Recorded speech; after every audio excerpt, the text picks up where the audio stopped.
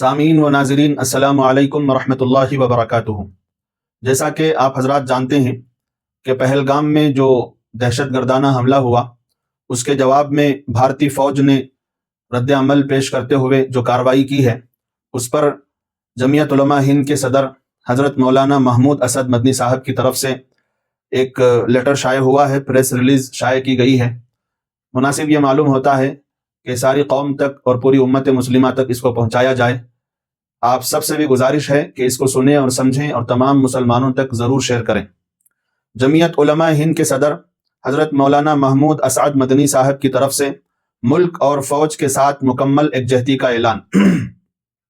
جمعیت علماء ہند کے صدر حضرت مولانا محمود اسعد مدنی صاحب نے پہلگام دہشت گردانہ عمل کے جواب میں بھارت کی طرف سے فوجی کارروائی پر رد عمل کا اظہار کرتے ہوئے کہا ہے کہ جمعیت علماء ہند ملک کی خود مختاری، سالمیت اور دفاع کے مسئلے پر کسی قسم کا سمجھوتا نہیں کر سکتی۔ اگر پاکستان کی جانب سے کوئی جنگ مسلط کی جاتی ہے تو ہم واضح اور دو ٹوک الفاظ میں یہ اعلان کرتے ہیں کہ پورا ملک، تمام مذاہب کے ماننے والے لوگ اور بالخصوص مسلمان اپنی فوج کے ساتھ چٹان کی طرح کھڑے رہیں گے۔ ہندوستان ہمارا وطن ہے، اس کا دفاع ہماری قومی اور آئینی ذمہ داری ہے۔ جمعیت علماء ہند نے ہمیشہ حب الوطنی، امن و اتحاد کا پیغام دیا ہے، اور آج جبکہ ہماری سرحدوں پر خطرہ منڈلا رہا ہے، ہم اپنی افواج کے شانہ بشانہ کھڑے ہونے کا اعلان کرتے ہیں۔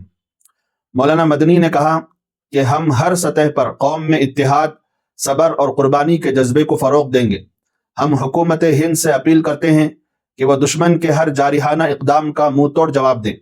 ہم دشمنوں کو یہ واضح پیغام دینا چاہتے ہیں کہ ہندوستان ایک متحد قوم کی طرح ہر قیمت پر اپنے وطن کا دفاع کرے گا۔